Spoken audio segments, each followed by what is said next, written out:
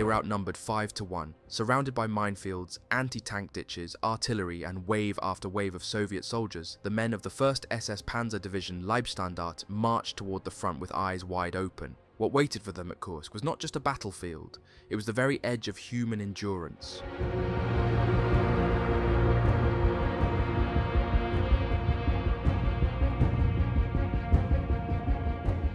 This wasn't a fight for land, it was a fight against fate itself. Against all odds, men led their armoured battalions into the abyss, where fire met steel and where the laws of nature seemed to break. This was more than the largest tank battle in history. It was the last desperate offensive of a war-weary Reich, an operation prepared with cold precision in the occupied villages near Kharkov. The Leibstandarte had trained for months, sharpening its weapons, perfecting its formations.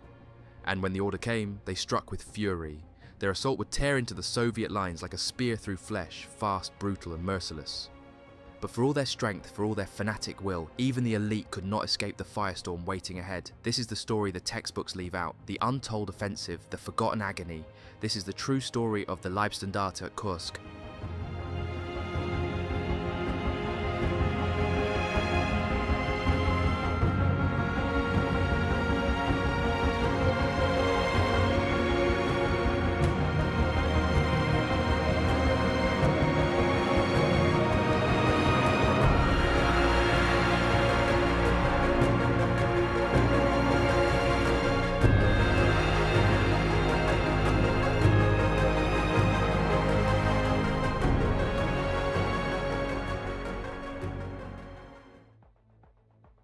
In the early spring of 1943, as the snows melted and the Eastern Front momentarily stabilized, the German High Command set its sights on a bold offensive operation, one that would become infamous as the largest tank battle in history.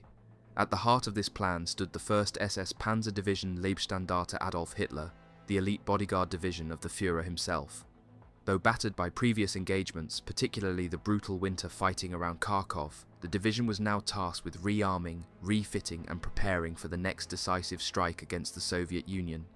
This was the calm before the storm, and in villages surrounding Kharkov, the groundwork was quietly being laid for Operation Citadel.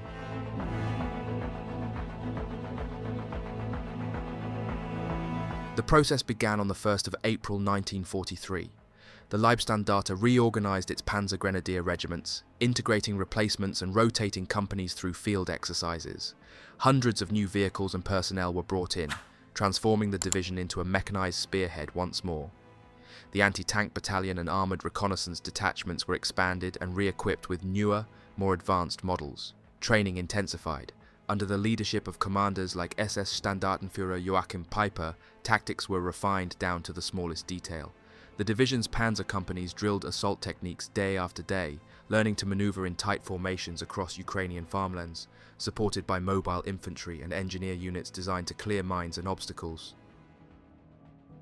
Kleinovoye, a small town to the west of Kharkov, became a central hub for staging and regrouping. PC units moved into the village, and their crews were billeted in civilian homes. The relationship between soldiers and locals was tense but civil. Peiper himself stayed in the home of a Russian couple. The atmosphere was quiet but uncertain. Ukrainian civilians, many of whom had already suffered greatly in the war, watched from their homes as German soldiers sharpened their blades. Some interactions were surprisingly routine. Village women washing laundry in exchange for bread, children peeking out of barns as Tiger tanks rumbled past. But no one forgot that this was occupied territory. Soviet partisans lurked in nearby forests, and there was always the threat of sudden violence. By late April, the division was working at full speed. Engineers dug trenches and reinforced defensive positions around command centres, while maintenance crews overhauled damaged tanks. Meanwhile, tactical planning reached fever pitch. The 1st SS Panzer Regiment practiced live fire exercises with its Panzer Vs and Tigers, supported by half-tracks and artillery. Newly arrived formations were trained to fight side by side with hardened veterans. It was here that the true nature of the Waffen-SS became visible, not merely soldiers but a military machine forged by ideology, discipline and ruthless experience. Unlike regular army units, they were bound not only by orders, but by fanatic loyalty to the cause and to one another. Unit structures were reshuffled. The regiments were spread across multiple villages to avoid drawing attention, and commanders fine-tuned their formations down to the company level. Motorized infantry battalions were paired with armored assault units, supported by reconnaissance vehicles, engineers, and medical staff. Special emphasis was placed on fast communication and combined arms strategy. Radio operators trained day and night, simulating combat situations where coordination with tanks and artillery could make the difference between a breakthrough or annihilation. In the background, the specter of Soviet resistance loomed. Reconnaissance flights confirmed that the Red Army was building deep defensive belts, minefields, trenches, anti-tank ditches, and fortified bunkers stretching for miles. The Germans knew this would not be easy.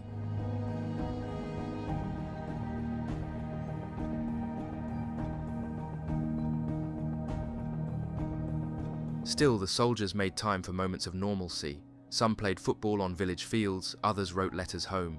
New recruits arrived in droves, many from the Hitler Youth or from rear echelon units, now thrust into the front lines of the Eastern Front. Some were overwhelmed by the scale of the war they were entering. Others found themselves inspired by the iron discipline of men like Piper and Dietrich. The divisions of the 2nd SS Panzer Corps, Leibstandarte, Das Reich and Totenkopf, were no longer just elite. They were the armoured fist of Hitler's last grand offensive.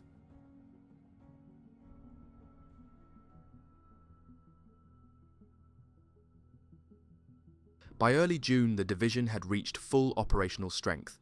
Piper's battalion was fully manned, with 36 assault vehicles and supporting elements under his direct command. Commanders met daily, refining orders and aligning their strike strategy with the broader goals of Army Group South. Reports from Berlin stressed the importance of surprise and speed. Time was no longer on Germany's side. The Soviets were gaining strength, the Allies had landed in North Africa, and the clock was ticking. The soldiers felt it. Morale was high, but there was tension in the air, an awareness that something enormous was coming. The High Command delayed the start of the operation multiple times. Hitler himself was torn, unsure whether to commit to the assault or wait for newer tanks to arrive. But in the fields outside Kharkov, the men could wait no longer. They trained harder. They ran drills in blazing heat. They stripped and cleaned their weapons under moonlight. And each morning they looked east, knowing that soon the horizon would be lit with fire. Finally, by the end of June, the signal came down. Officers were recalled to Sepp Dietrich's headquarters to receive their orders. The time had come. Operation Citadel would begin in the first days of July. On 30 June 1943, regimental and battalion commanders met once more. Piper, never one to leave details unchecked, reminded officers to pack personal effects, mark all vehicles, and finalize communications. This was the final breath before the plunge.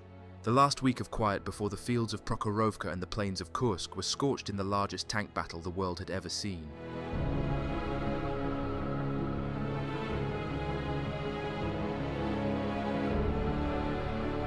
1st of July 1943, Jochen Piper's Armoured Personnel Carrier Battalion was formally attached to the division's armoured group as a tactical strike force.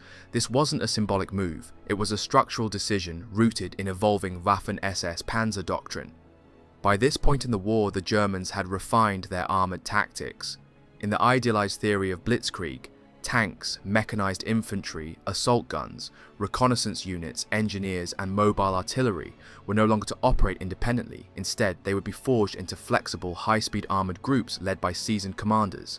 These combined armed strike forces, mobile, concentrated, and lethal, became the backbone of SS Panzer doctrine. And when these groups were committed, particularly under commanders like Piper, they often brought localized breakthroughs even in the final years of the war. The Leibstandarte, forged in blood from Poland to France and hardened in the East, had become one of the finest examples of this doctrine in action. At the opening of Operation Citadel, the Leibstandarte's armoured battle group was composed of Piper's APC battalion, the 2nd Battalion of the 1st SS Panzer Regiment, one company from the anti-tank battalion, the 2nd Battalion of the SS Artillery Regiment, and No. 6 Company from the SS Flak Battalion. The fighting force was formidable, mobile, and tactically cohesive. The commander of No. 14 Company noted in his diary, "We moved out at 0500 hours. My fighting force is large, 18 panzers. The torrential rain from last night has passed, but the Rollbahn is still soft. 2 tanks were left behind. Otherwise, fortune accompanied us to Kursk. We arrived at nightfall. By morning, we make our next leap forward. In the early hours of 2 July, Piper's APC battalion reached the assigned readiness area. There at midday, he held a situation conference outlining the final details of the assault. His officers were briefed on timing, routes, and objectives. The men, now bivouacked in tents beneath the summer sun, knew that the long-awaited moment was approaching. On the 3rd of July, in rare but beautiful weather, the battalion shared a hastily organised feast, a spontaneous celebration that revealed the underlying morale of Piper's unit. The men ate heartily, sang softly, and prepared themselves for what they all knew was coming. In war, moments like this were rare. Many suspected it would be their last. The Kursk offensive had its roots in strategic necessity. By spring 1943, Germany could no longer sustain the momentum of its earlier campaigns. The Red Army had dug in deeply.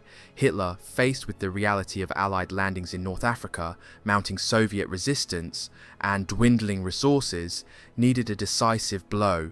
Operation Citadel was meant to deliver that blow. After the capture of Belgorod earlier in the year, a vast 200-kilometer wide gap had opened between Army Group Center and Army Group South. The Kursk salient, a massive Soviet bulge into German lines, offered an opportunity. If it could be encircled and crushed, German forces would shorten their lines, recapture the initiative, and deal the Soviets a psychological and operational defeat. It was originally intended to launch by mid-May. But repeated delays, especially in the delivery of new tanks and equipment, pushed the operation further into the summer, buying the Soviets precious time. The Leibstandarte, under the command of Sepp Dietrich and now part of General Hausser's 2nd SS Panzer Corps, was placed under 4th Panzer Army led by Hermann Holtz. Their mission was to form the southern pincer of the attack, but complications remained. The 1st Battalion of the SS Panzer Regiment, still in Germany converting to the Panther tank, was unavailable. As a result, the Leibstandarte fielded only the 3 companies of the 2nd Battalion, No. 13 Tiger Company and No. 14 Pioneer Company. The self-propelled artillery battalion, recently strengthened with 10.5 cm assault howitzers, and the anti-tank battalion were also present. As of 2nd July, the division had 11 Tigers, 72 Panzer IVs, 16 Panzer IIIs and a 2s, and 31 SP guns available. Most units had already advanced by 1st July, reaching its final readiness position late on the night of July 4th. As of 2nd July, the division had 11 Tigers, 72 Panzer Vs, 16 Panzer IIIs and 2s, and 31 SP guns available.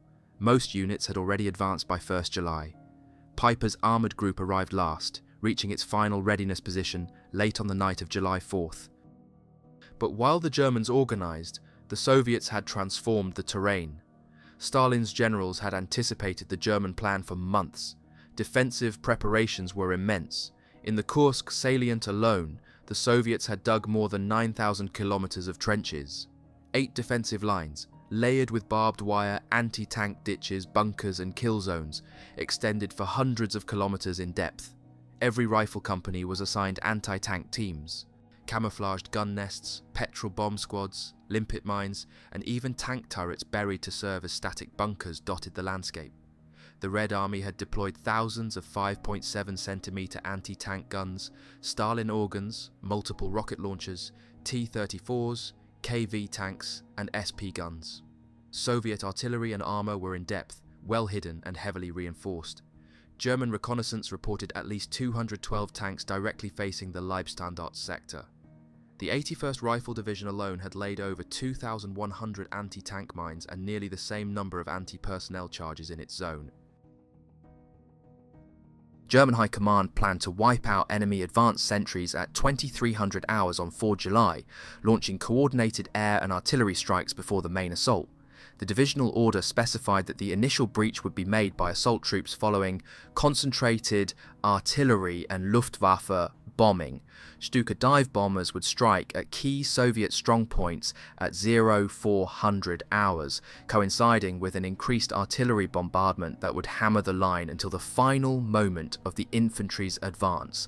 Tigers and SP guns would provide fire cover, shielding grenadiers as they pushed forward.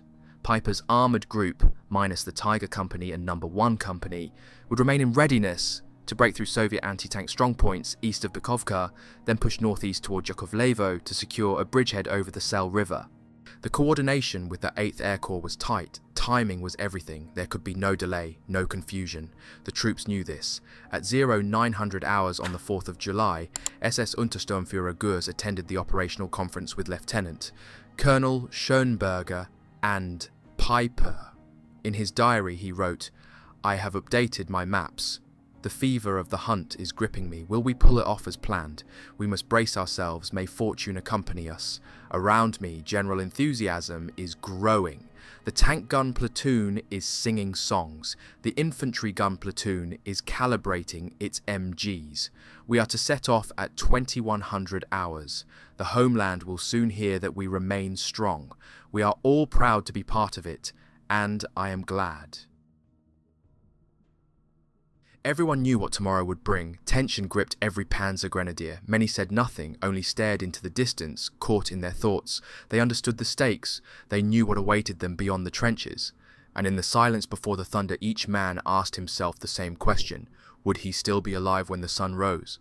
Because for many of them, 5th July 1943 would be their last day.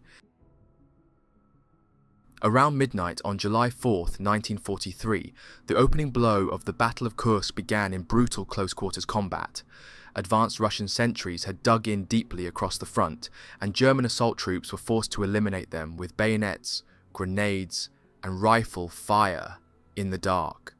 It was a silent, savage beginning, the storm before the full fury. Among those waiting just behind the lines was Jochen Piper.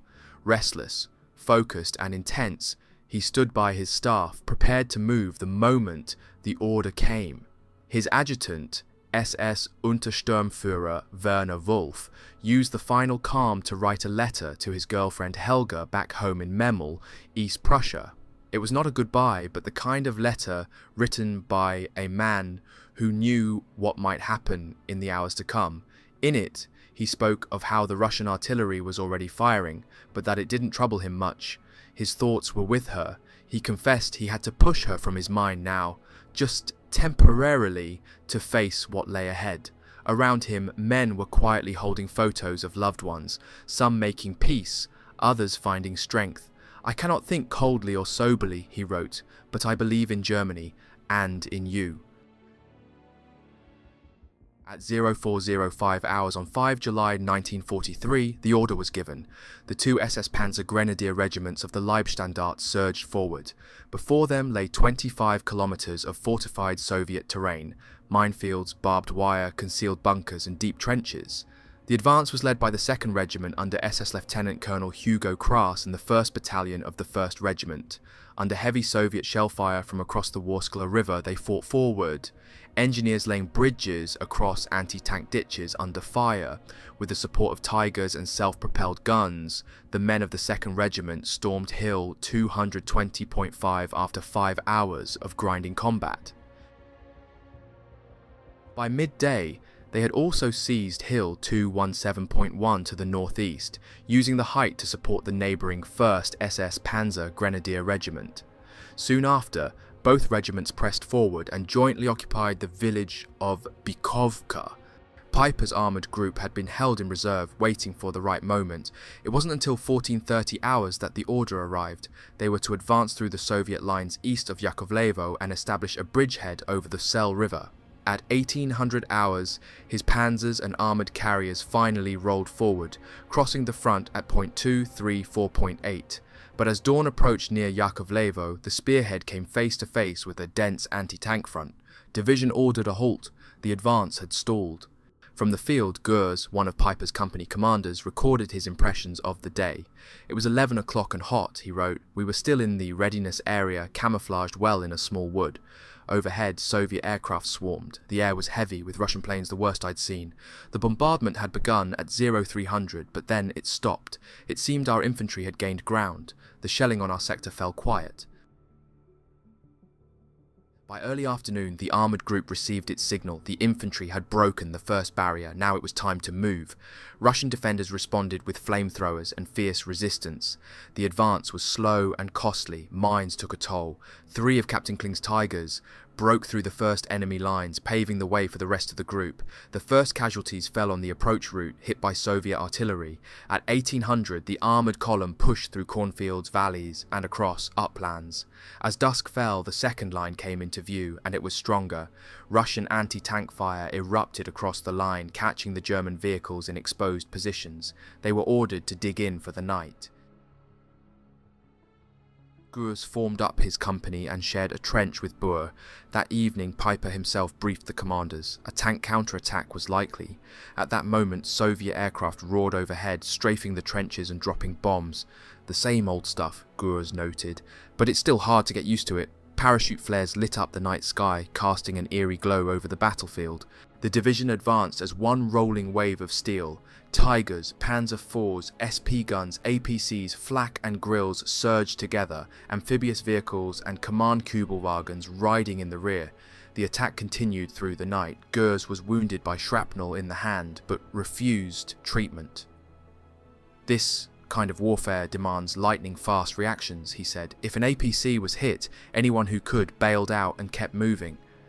It rained for 2 hours in the night. The men slept in their vehicles. Around 0500 hours on the 6th of July, Soviet artillery and tanks opened up on the German position. The Stukas were called in, the sky filled with howling dive bombers descending on enemy lines.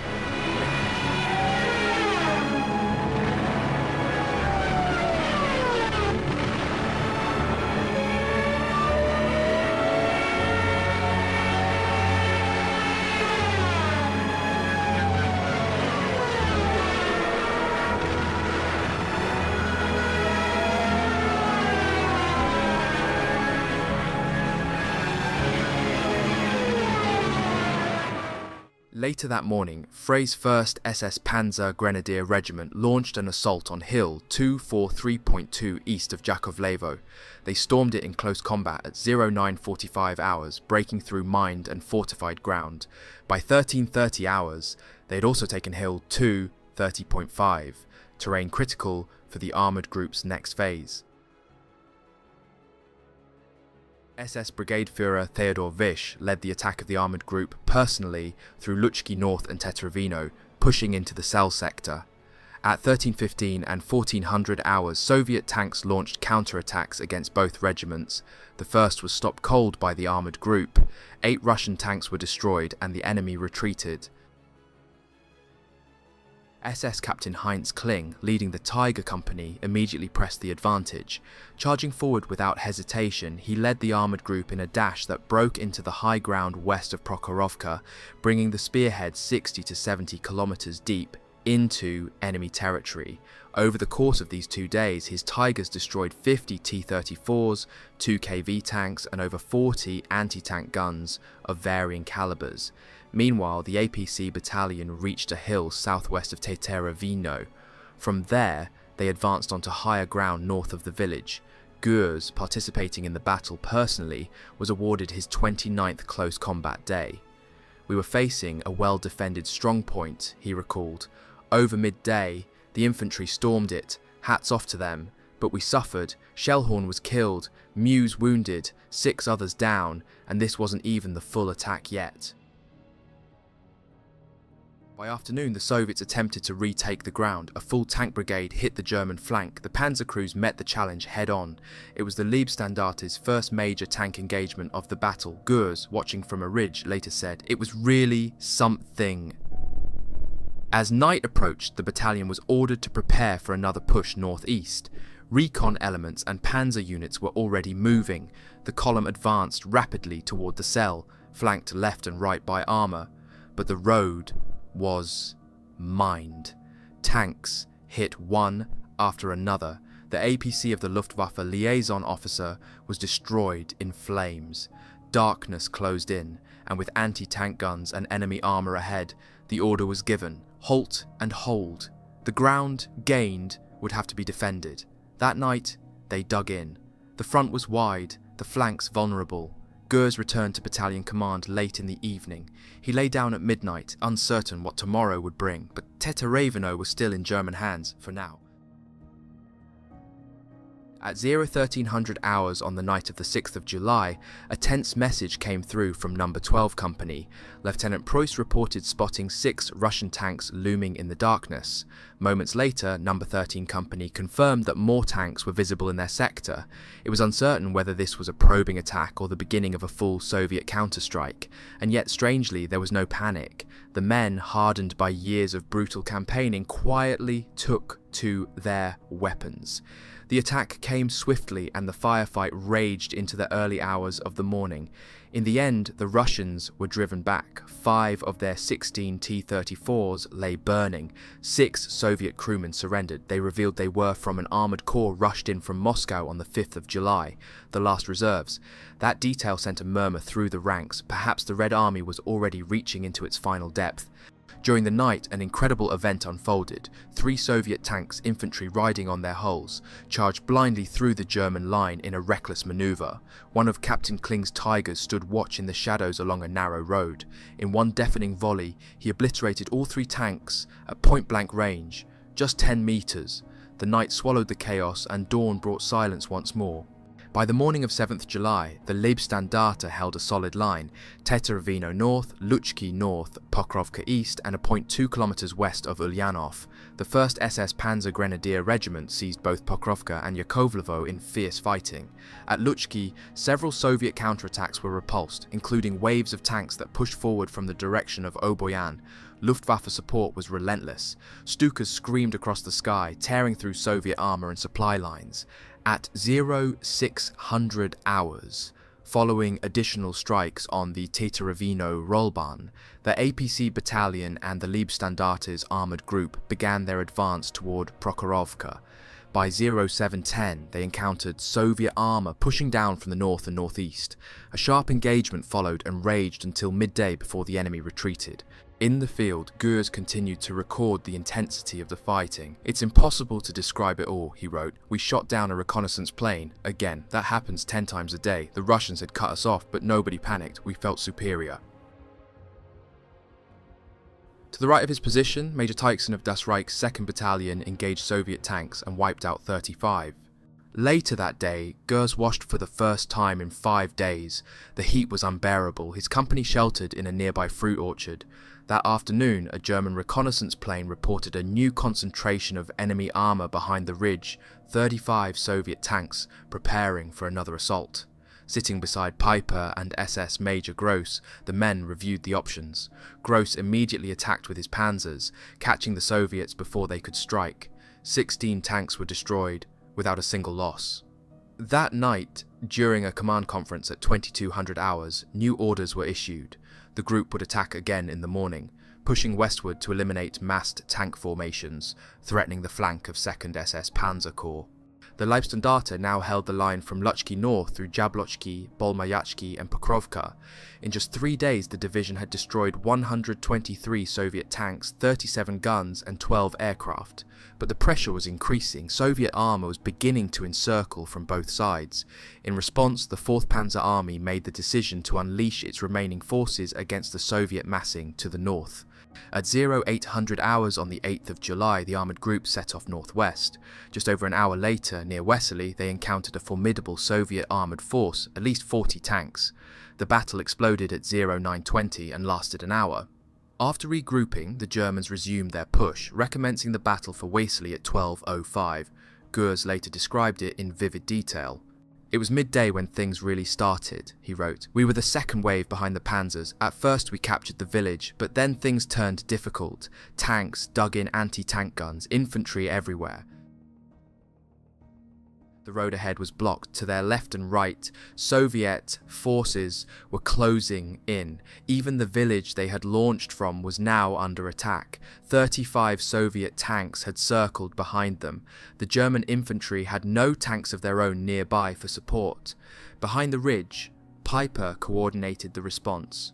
2 Tigers that had stayed behind at Teteravino due to mechanical failure held their ground. When Soviet tanks pushed into the town, those 2 vehicles annihilated them all, a feat Gurs later described as unbelievable. Piper quickly took command and ordered an immediate counterattack on Rilsklei. His battle group, a mixed formation of panzers and panzer grenadiers, surged forward. Now the panzers would see how we panzer grenadiers attack, Kursk wrote. They stormed ahead at speed. Over the radio, Piper's voice barked through the headphones. Go, Kursk, go! Want, keep pushing. Forward. The armoured personnel carriers hurtled across the fields. Speed was their only advantage. They used it to the fullest. As they neared the village, Soviet fire intensified, explosions erupted on all sides.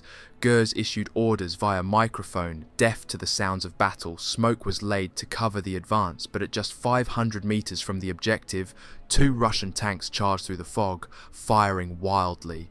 Kursk ordered a retreat to a shallow depression for cover. The lieutenant commanding the smoke battery was killed instantly by a direct hit. Kursk and No. 11 Company shifted to cover the flanks, but the panzers behind them couldn't keep pace.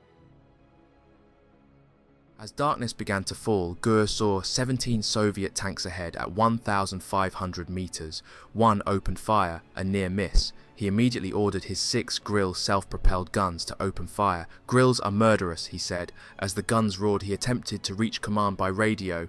Reception failed. Finally, Preuss of No. 12 Company responded. They coordinated positions using star shells.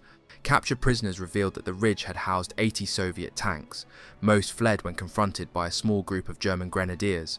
One Tiger had destroyed 14 tanks by itself during the battle. By the time Kursk reached Piper at 2000 hours, the heat was suffocating and rain had begun to fall again. At 2100 hours, the armoured group pulled back to Luchki north to rest. That day, the Tiger Company had once again distinguished itself. Kling, operating on the flank with just 4 Tigers, had destroyed multiple dug-in tanks. Coordinating with APC elements, he launched a rearward strike that forced Soviet armour to retreat in confusion. The Tigers destroyed 45 tanks that day alone.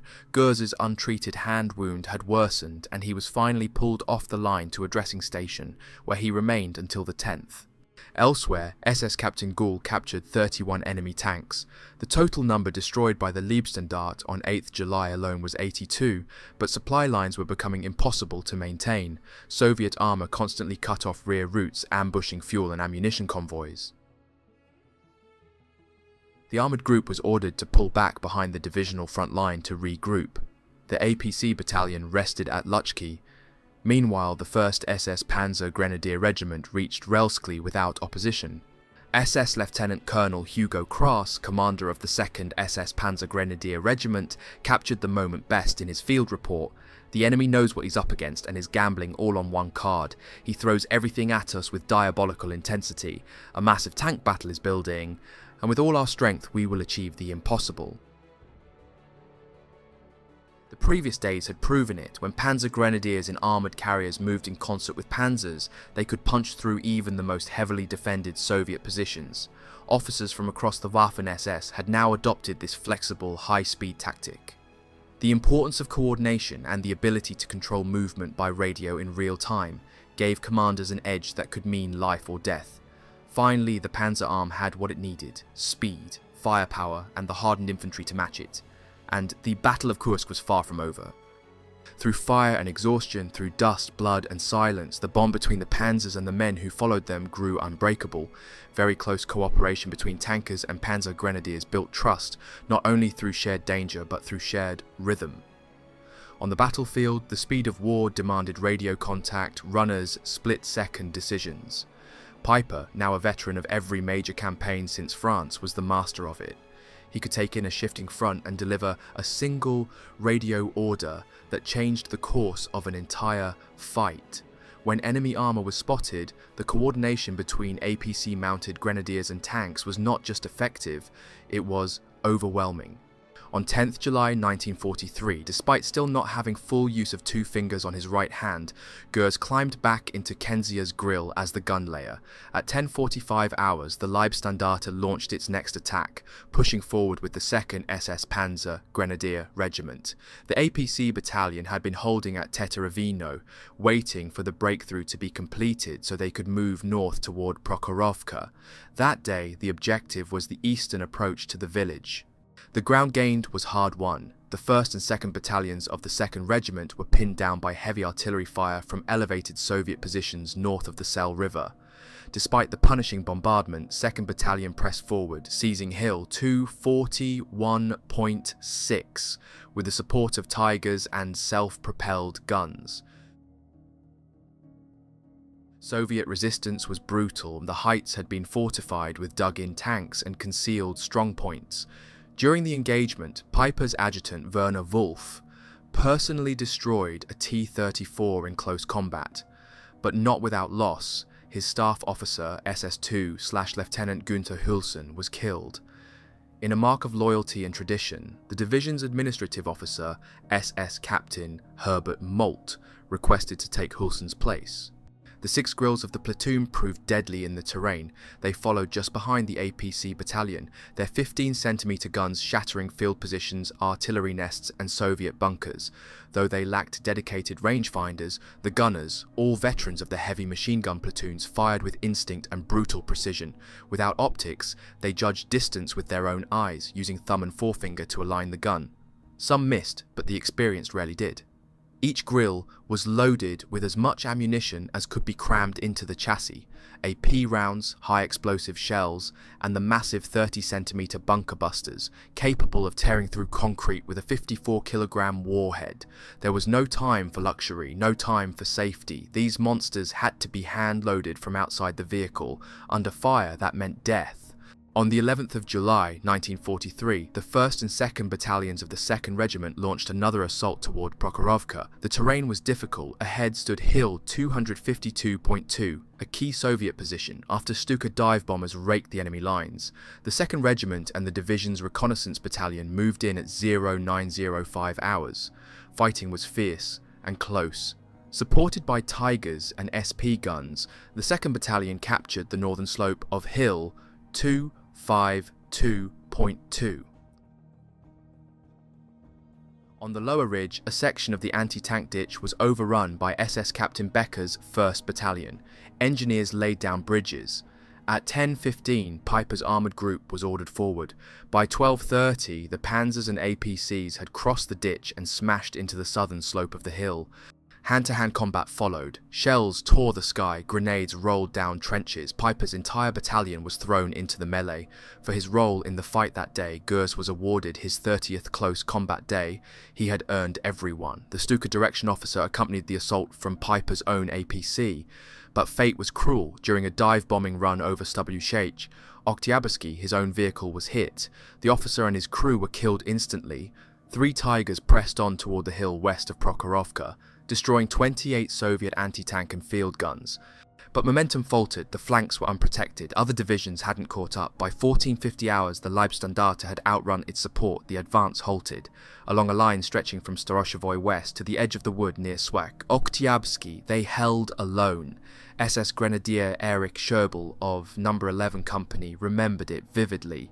Just before noon, a thunderstorm rolled in. Torrential rain fell across the battlefield. "We attacked but were stopped," he said. "The enemy was too strong. Mines had to be cleared. Then our APC was hit." A Soviet anti-tank round punched through the hatch. Corporal Willy Bott was fatally wounded. Schöbel, the co-driver, was hit in the chest, bleeding badly. Yet, he remained in control. Gül, his commander, ordered the damaged APC to return to supply lines with Bott and the wounded, and Schöbel drove despite his injury. That same day, Gül himself was wounded. A shell fragment tore into his thigh. Dr. Bremy at the temporary dressing station removed the fragment and cooled the wound. By the next day, Gül was back at the front. Lieutenant Preuss, commander of No. 12 Company, was shot through the neck and evacuated to the Corps Hospital in Kharkov. Near the anti-tank ditch, the grill platoon was taking fire. Rocket launchers fired screaming missiles towards Soviet lines, but the enemy responded with furious artillery. SS Sergeant Bernd von Bergmann and company runner Grenadier Schwanke were wounded. Gun Captain SS Corporal Bachmann was killed. SS Captain Dr. Bristol, the battalion surgeon, was also wounded, but refused to leave his men. SS Captain Herbert Molt, who had stepped in to replace Hulsen, was killed later that day on a motorcycle journey near the front. That evening, war correspondent Dr. Herbert Schramm penned a draft article from the forward position of Piper's battalion. He described it simply: 7 days of attack, 7 days of close combat for every field, every trench, every tank ditch, 7 days of heat and sudden rain, of screaming metal and craters, of Stukas and sewing machine bombers, of panzer engines grinding, machine guns hammering, flak howling, orders roaring and men crying out. He went on. 7 nights, blazing with artillery, cut by bombers hunting for supply lines. In these nights, minutes lasted hours. It feels like this battle began only yesterday, but already we've fought through Ruchny Wood, the Rollbun, Red Height, the tank cemetery, and still the enemy stands, still the ground drinks our blood. As dusk fell on the 11th of July, the APCs of Piper's battalion were parked in the shell-pocked trenches once dug by Soviet hands. The men were thankful. For once, they wouldn't need to dig their own graves in the earth. But even with this small comfort, there was no joy, least of all for Piper, who paced between the trenches, seething. The moment had come for pursuit, for the final shattering blow. The way forward was open, and then the order came down from above. Halt. Just as victory lay within reach, the advance was frozen. As the artillery barrage subsided, the accompanying panzers remained silent, following strict orders not to fire, even when visible enemy targets appeared. The advance had to be restrained. Higher command had issued a clear directive: short steps, wait for the neighbouring divisions, you're too far forward. The momentum stalled, not for lack of will, but due to the wider coordination of the front. Within the ranks of Piper's battalion, disappointment was palpable. His men had come to expect rapid, aggressive action, the kind of thrust that had made their commander's name legendary. The battalion was proud of its unique role, its integrated armour and mechanized infantry, and the specialized tasks it had been assigned. Yet, in this war on the Eastern Front, opportunities to prove oneself came often, and came hard. There would be no shortage of action. Elsewhere, Panzer Grenadiers swept the trenches, pulling out Soviet troops who had remained behind. Some surrendered with nervous grins, knowing resistance was futile. In one trench lay the body of a fallen Soviet commissar. He was moved to the side of the slope, his bloodied tunic still bearing the bright red enamel of the Order of Lenin. Nearby, captured submachine guns and automatic rifles were collected into piles. A long Soviet anti-tank gun was allocated to each transport lorry for later inspection or redeployment. As night fell, the rugged field kitchens arrived. After days of rain and fighting, even a spoonful of hot soup brought a sense of relief. The sentries were posted. The men of the company troops settled into a crude bunker, grateful for even the simplest shelter. Outside, the air was thick with the scent of the soaked steppe, wild herbs, crushed vegetation, and damp earth. The rain had passed, and the battlefield now exhaled the smells of thyme, peppermint, and chamomile. For a moment, lungs could breathe freely again after the choking smoke and fumes of shell fire. The front grew quiet. Men lay down to rest, weapons at their side, steel helmets under their heads, surrounded by the fading echoes of battle. That evening, one of the grill crews discovered that their gun sight had been damaged. It was already too dark to attempt repairs. They would have to face the next day's fighting blind. On the 12th of July 1943, the plains around Prokhorovka erupted into chaos. This date would go down in history as the day of the greatest tank battle the world had ever seen. At dawn, more than 150 Soviet tanks smashed through the front lines and surged toward the positions of Piper's APC battalion on Hill 252.2 and the 1st SS Panzer Grenadier Regiment at Stalinskons. The Soviet 5th Guards Tank Army had been unleashed in full force. The night before, German forces had seized the hill after fierce fighting, forcing Soviet troops from their trenches. The Leibstandarte men now held those same positions. As the sun rose, they were hit without warning. Aircraft screamed overhead, followed by a wall of steel. 148 Soviet tanks in a single wave. Infantry clung to their hulls, pouring gunfire into the German lines as they drove directly into the trenches. The battalion was caught in its sleep. Grenadiers leapt into action, grabbing limpet charges from their APCs and hurling them at any target they could reach. It was hand-to-hand combat across a battlefield of smoke, fire and confusion. By 0900, Piper's men had repelled the assault, holding Hill 252.2. One company alone had destroyed 15 Soviet tanks. The Grill's self-propelled guns had been positioned near the anti-tank ditch that morning. Soviet armor tore toward them at full speed. Shells exploded in every direction. Despite a damaged gun sight, one gunner managed to knock out two T-34s at a range of over 1,000 meters. It was blind estimation and deadly luck. SS Second Lieutenant Otto Bolk, commander of the Grill platoon, was wounded by a massive chunk of shrapnel and later died of his injuries in Kharkov. During the fight, SS Sergeant Rudi Vierten took over command. Anti-tank grenadiers like SS Grenadiers Erich Jost and Günther Vogel destroyed tanks in brutal close combat. Second Lieutenant Kursk described it as mental annihilation. One can tolerate the most terrible things, he later said, but no Russian tank survived. By the time the fighting stopped, 148 Soviet tanks had been destroyed, mangled wrecks all over the battlefield, but the price was steep. Many German soldiers fell. SS Corporal Hannes Duffer of No. 14 Company, SS Second Lieutenant Rudi Wetzel of No. 11 Company, and many others were killed. SS Grenadier Johannes Brauer, a veteran from the earliest days of the Eastern Campaign, recalled the madness. T-34s burst over the ridge in waves, crashing into German positions and flipping into the anti-tank ditches. There were no Panzerfausts, only limpet charges. Chaos engulfed the line. Brauer was seriously wounded, blinded by splinters, and carried off the field by Captain Brüssel. Even Joachim Piper himself was stunned by the speed and fury of the Soviet attack. Amid the storm of exploding tanks, burning vehicles and screaming men, he joined the fight not as a commander but as a grenadier. At one point he ran toward a passing T-34, climbed onto its turret under fire, threw a bundle of grenades inside and leapt off as it exploded. His adjutant, SS Second Lieutenant Werner Wolf, also rose to the occasion. With Company 13 leaderless after Vandt was wounded, Wolf took command, organizing a defense under heavy fire. He retrieved weapons from burning APCs, placed anti-tank teams, and coordinated resistance against the Soviet onslaught. Wolf personally destroyed a T-34 and killed a Soviet general in hand-to-hand combat with the officer's own dagger.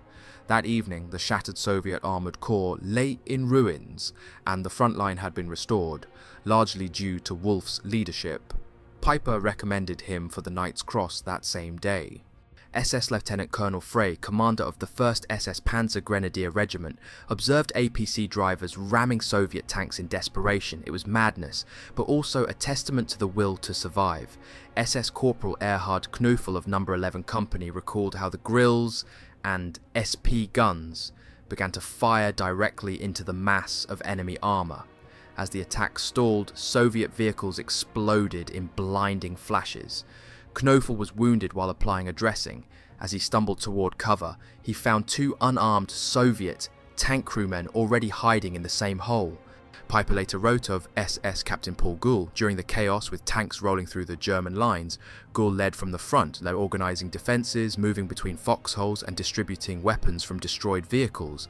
Even after being wounded, he rallied men for a counterattack that ultimately restored the front. Among those who destroyed Soviet tanks were SS Senior Sergeant Adolf Sellmeier, who took out two T-34s with limpet mines, 19-year-old Helmuth Kohler, who destroyed two tanks with bundled charges, and SS Grenadier Rudi Nadler, who claimed his third tank of the campaign. Even a medical orderly from No. 7 Company knocked out a Soviet tank that day. War correspondent Dr. Herbert Schramm described the morning as a blur of artillery, smoke and steel. Tanks rolled over trenches, earth fell from overhead beams and vehicles burned all around. Soldiers scrambled for weapons and explosives, struggling to load malfunctioning anti-tank guns, while others sprinted through smoke to retrieve grenades. The battlefield was choked with poisonous yellow mist, the breath of war itself. Through it all, Soviet armour pressed forward at full speed, only to be met by a mix of limpet mines, gunfire and raw desperation. In the trenches, a commander stood calmly with a carbine fitted with a grenade.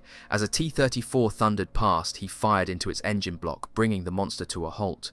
"This day counts toward the close combat class, men," he shouted, but his soldiers were too busy fighting to hear. Reinforcements arrived. Shell-damaged panzers evacuated the wounded, including officers with bandaged eyes and blood-stained pistols. SS Lieutenant Rudolf von Ribbentrop destroyed 14 tanks that day and was awarded the Knight's Cross 3 days later. His platoon leader, SS Lieutenant Walter Malkow, accounted for 7.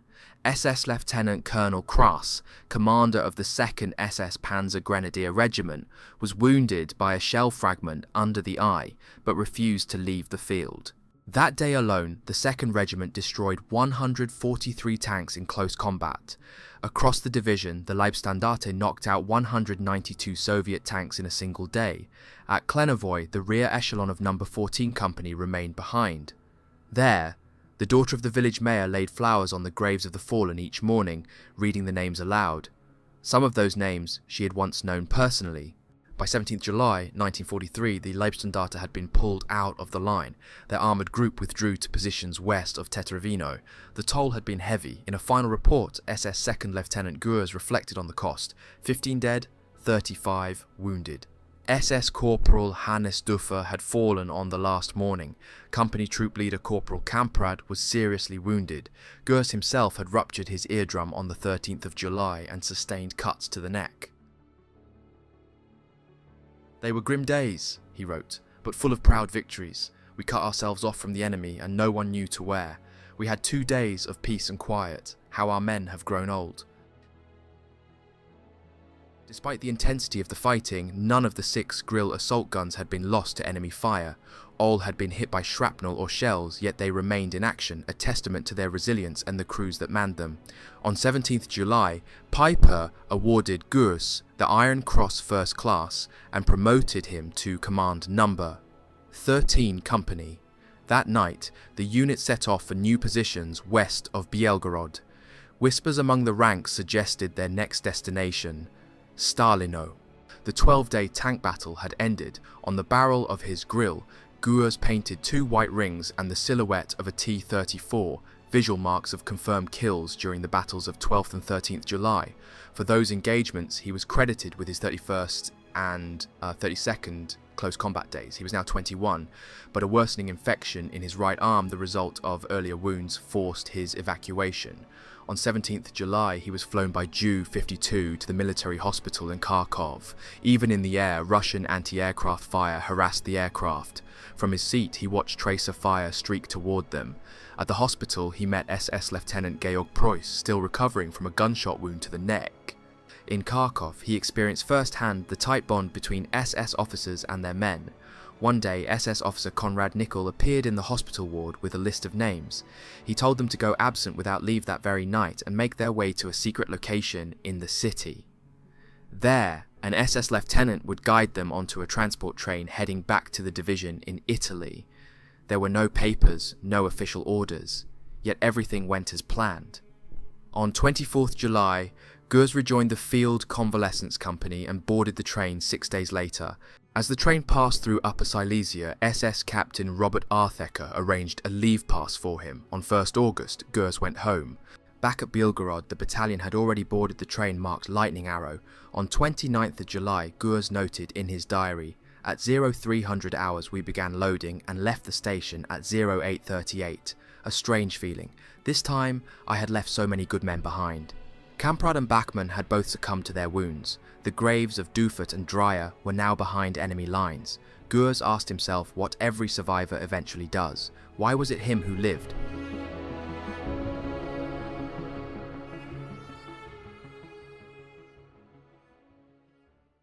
As we close this journey through Kursk, it's important to remember what we've just uncovered goes far beyond tanks and tactics. Beneath the steel, beneath the endless roar of artillery, was something rarely explored: man's terrifying ability to go beyond himself. In this battle, soldiers fought not just armies but exhaustion, pain, fear, and hopelessness. They fought with ruptured eardrums, shattered limbs, bloodied faces, and still they advanced. What we've uncovered isn't just military history, it's a raw portrait of human resilience pushed to its absolute limits. We've told the story of men like Kursk, who refused to yield when his commander shouted, "Go! Go!" We've seen Piper lead his battalion with fire in his eyes, driving forward into the meat grinder with unrelenting speed. We've read the letter of Werner Wolf to his love Helga, written just minutes before his unit was thrown into the abyss. These are not just names, these were men, and they faced something that only war can summon. That strange, awful transformation where a man becomes more than flesh, more than fear. He becomes will, pure, terrible will. The Russian poet Alexander Tverdovsky once wrote, "War, it's not two armies clashing, it's a man meeting his own fate." And at Kursk, thousands of men met theirs. We so often speak of Kursk as numbers, tanks, divisions, kilometers of trench. But today we looked at what it really was. A struggle that brought out something almost unnatural, a fury, a spirit, a drive to destroy or be destroyed. This was war in its most primal form, and this was the story of Kursk, told not just through facts, but through the men who lived it. And while most of us will never face a battlefield like Kursk, there's something we can take from it. The resolve, the grit, the unbreakable drive to keep moving forward even when the world feels like it's falling apart. That spirit lives on, whether you're facing hardship, self-doubt, or moments where giving up feels easier. Remember these men. Remember Kursk with blood pouring from his arm, still holding the line. Remember the soldier clutching a letter, thinking of home before the storm. They didn't stop, and neither should you. We all have our battles, but we also have that same fire. Use it. Thank you for watching. If this story moved you, taught you something new, or gave you a glimpse into a forgotten corner of history, make sure to subscribe. Your support helps keep these stories alive, and there are many more still to be told. Until next time, take care, stay strong, and I'll see you in the next one.